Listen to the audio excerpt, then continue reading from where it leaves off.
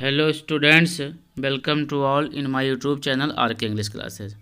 आइए बच्चों, आज के इस वीडियो में क्लास 10th एनसीईआरटी पैटर्न पर जो बेस्ड बुक है फर्स्ट फ्लाइट बुक से chapter number 4 from the diary of Anne Frank written by Anne Frank से जो है हम इसके लॉन्ग शॉर्ट मैचिंग वर्ड और इसकी ब्रीफ समरी को जानें। तो बच्चों, सबसे पहले इसके करैक्टर के बारे में जान लेते हैं। एनी फ्रैंक जो 13 साल की एक लड़की है, 13 years old girl who writes a diary. Margaret Frank हैं, एनीज एल्डर सिस्टर हैं। Mrs Edith Hollander Frank Anne's mother हैं। ओटो फ्रैंक एनीज फादर हैं। Mrs Kuperus head mistress of Anne Frank. Mr Keesing Anne's Frank जो है math teacher हैं। और summary बच्चों इस प्रकार कहानी शुरू होती है कि Anne Frank is a 13 year old girl. Any wrote a diary and called it kitty. Any called her father the most adorable father. Any studied at Montessori nursery school till she was 6।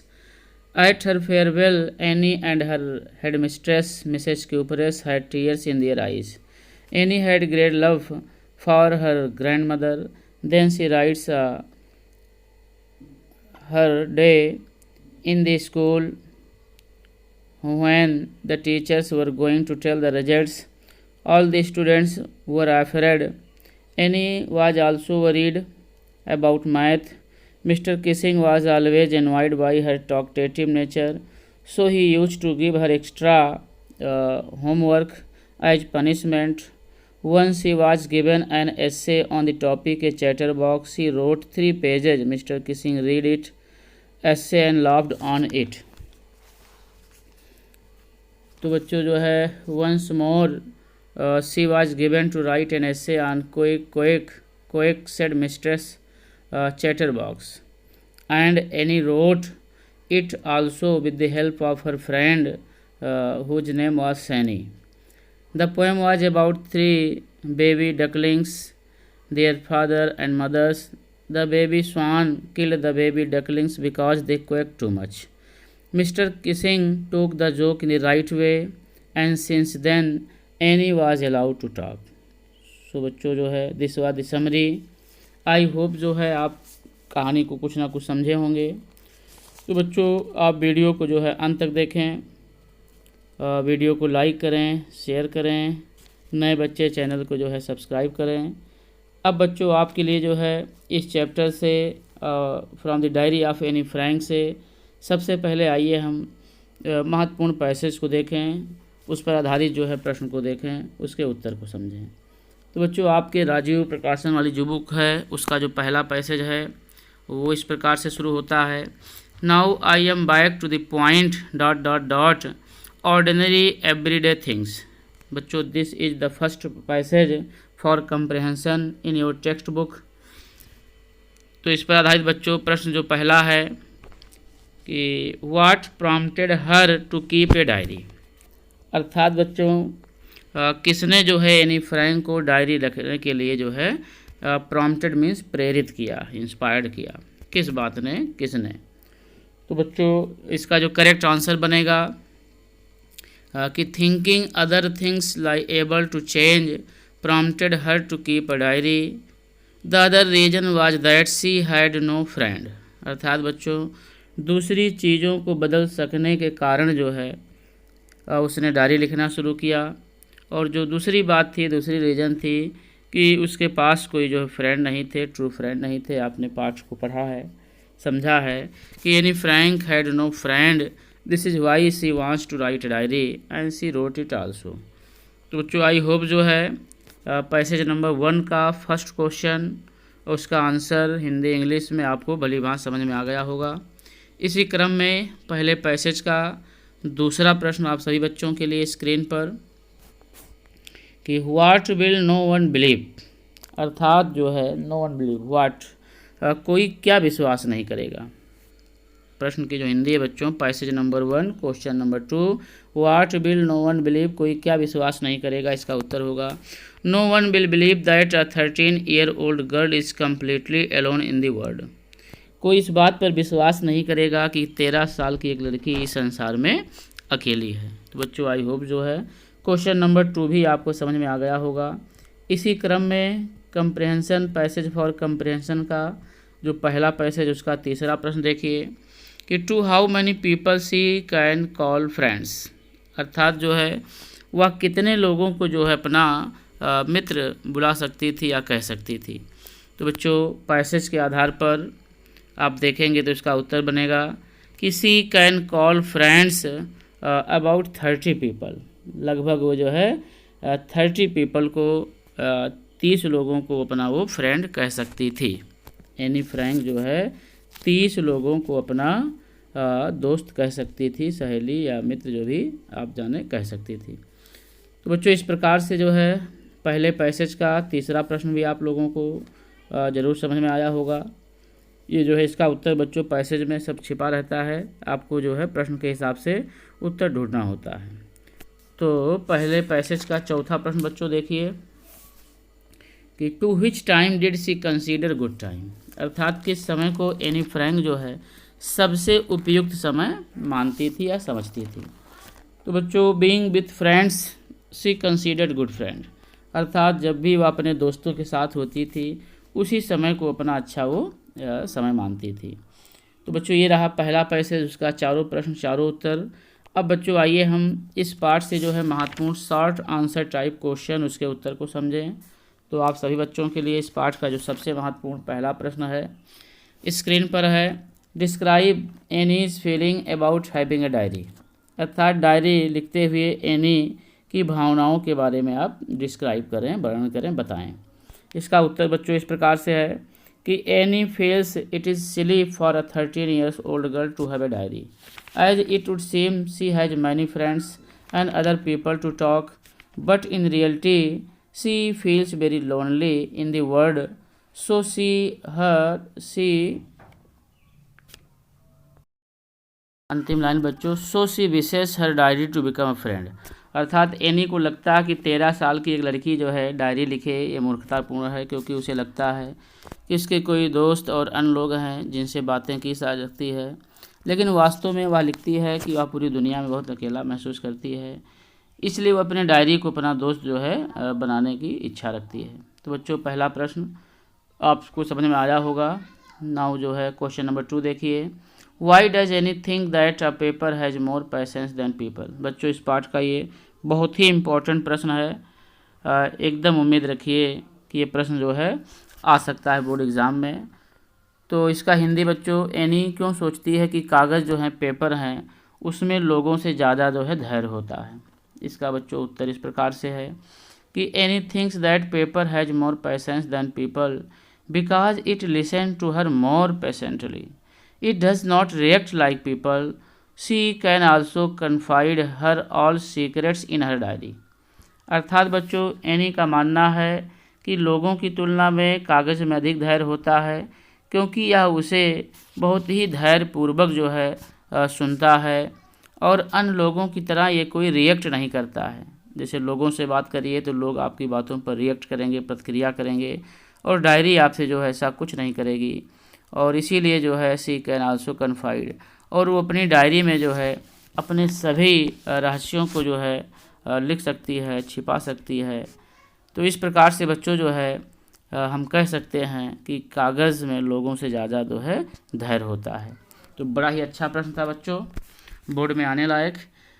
I hope जो है बच्चों आप अभी तक आपको सारे प्रश्न passage वाले शॉर्ट्स दोनों जो है भली भांति समझ में आ गए होंगे। तो इसी क्रम में बच्चों आइए हम इस चैप्टर का तीसरा प्रश्न देखें शॉर्ट आंसर टाइप में। तो describe your views about Mr Keesing as a teacher. बच्चों this question is also very very important for board examination. तो आप अपने विचार में मिस्टर किसिंग को एक शिक्षक के रूप में कैसे व्यक्त करेंगे, इस बात को आप जो है बताइए। मतलब मिस्टर किसिंग कैसे अध्यापक थे, क्या उनका हर एक्टिविटी सही था या एनी फ्रैंक को एक्स्ट्रा वर्क देना सही था, इस बारे में आप अपना विचार दीजिए। तो बच्चों इसका correct answer, mister Keesing seems to be a very strict teacher, but he actually believes in taking action with good intention and for the development of children. He also tries to control her bad habit of talking too much, but as soon as he is convinced that her bad habit does not affect her studies, he overlooks her shortcoming. तो बच्चों mister जो kissing थे एक जो है strict teacher प्रतीत होते हैं, लेकिन वास्तव में वह जो है अपनी अच्छी नीयत से और बच्चों के विकास के लिए जो है ये सब करते हैं। वो बहुत ज़्यादा बात करने की बुरी आदत को जो है नियंत्रित करने की कोशिश करते हैं जो एनी में था, लेकिन जैसे ही अंत में उन्हें बिलीव हो जाता है, यकीन हो जाता है कि उसकी इस ज़्यादा बोलने की आदत से उसकी पढ़ाई पर कोई इफ़ेक्ट नहीं पड़ेगा, तो फिर आगे चल कर के एनी फ्रैंक की जो भी कमियां थीं वह उसकी कमी को जो है अनदेखा कर देते हैं। तो बच्चों थोड़ा सा बड़ा है लेकिन आपको जो है सिद्ध करना है, इसलिए आप इस प्रश्न को याद करेंगे और पूरा विश्वास रखिए कि बोर्ड में ऐसे ही प्रश्न आएंगे। इसी क्रम में बच्चों आइए हम क्वेश्चन नंबर 4 को देखें। क्वेश्चन नंबर 4 है बच्चों, why does Anne want to keep a diary. अर्थात बच्चों एनी जो है डायरी क्यों रखना चाहती है। Why does Anne want to keep a diary, Anne जो है एक डायरी क्यों लिखना चाहती है, अपने पास रखना चाहती है। इसका करेक्ट आंसर छोटे कम शब्दों में बच्चों, Anne wants to keep a diary because she did not have any friend. बच्चों तो वो इसलिए रखना चाहती है डायरी क्योंकि उसके पास जो कोई फ्रेंड नहीं है, ऐसा वो लेसन में बताती है। इसी क्रम बच्चों क्वेश्चन नंबर 5 आप लोगों के लिए, why does mister Keesing annoyed with any. अर्थात बच्चों मिस्टर किसिंग जो उसके मैथ के टीचर थे एनी से एनॉयड क्यों रहते थे, नाराज क्यों रहते थे।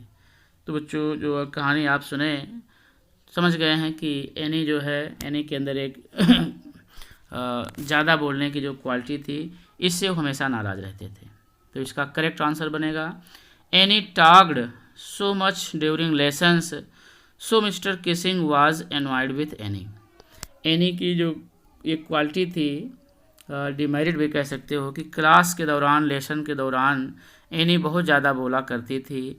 इस बात से मिस्टर किसिंग जो उससे हमेशा नाराज़ रहा करते थे।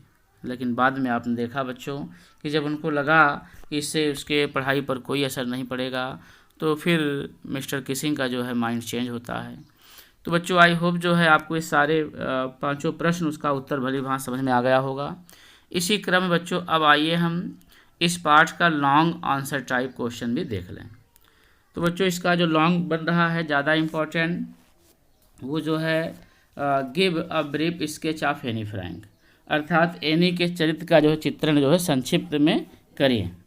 तो बच्चों आपको पता है कि लॉन्ग का आंसर जो है मिनिमम 60 वर्ड में होना चाहिए, उससे प्लस हो जाए कोई बात नहीं। तो इसका बच्चों करेक्ट आंसर देखिए इस प्रकार से स्क्रीन पर, Anne Frank was born on 12 June 1929। She lived in Frankfurt until she was 4.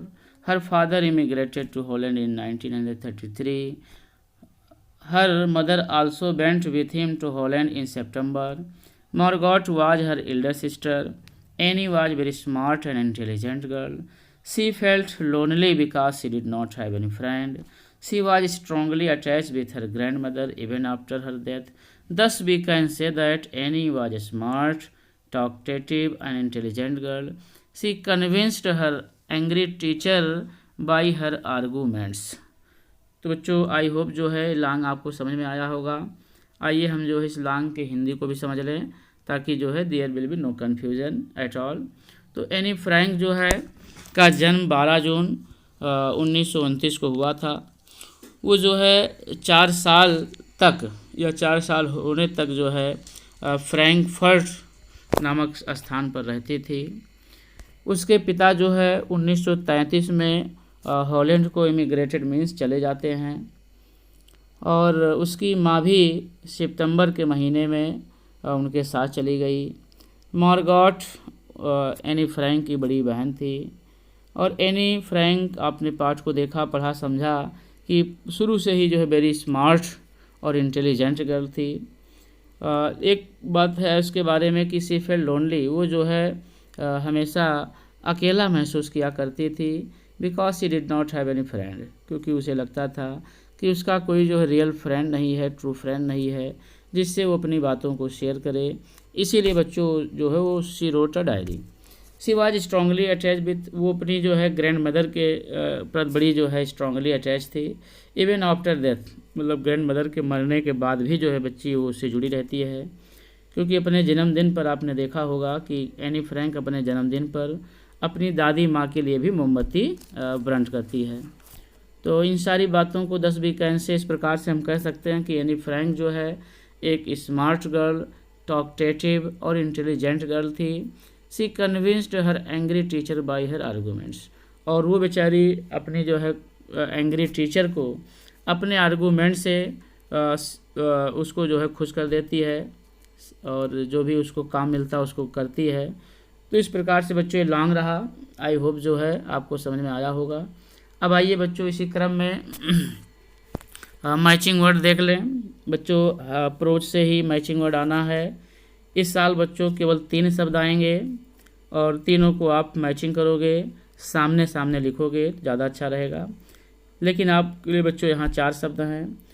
A column में ब्रीफ, बी में आउटलाइन और सी कॉलम बच्चों इसका आंसर लिख दिया गया है कि ब्रीफ को इंसॉर्ट से मिलाओगे। पहले इधर देख लीजिए, स्केच का इंसॉर्ट, एडोरेबल का सप्लाई, प्रोवाइड लवेबल, ये बच्चों ए बी कॉलम है। अब ब्रीफ को आप बी कॉलम में इंसॉर्ट से मिलाओगे, स्केच को आउटलाइन से, एडोरेबल को लवेबल से और प्रोवाइड को सप्लाई से। बच्चों आई होप जो है ये सारी बातें आपको समझ में आई होंगी। वीडियो थोड़ा सा लॉन्ग है, फिर भी आप अंत तक देखें और पूरी कहानी, शॉर्ट, लॉन्ग, मैचिंग वर्ड सारी बातों को समझें। With this video comes to an end. Thanks for watching the video.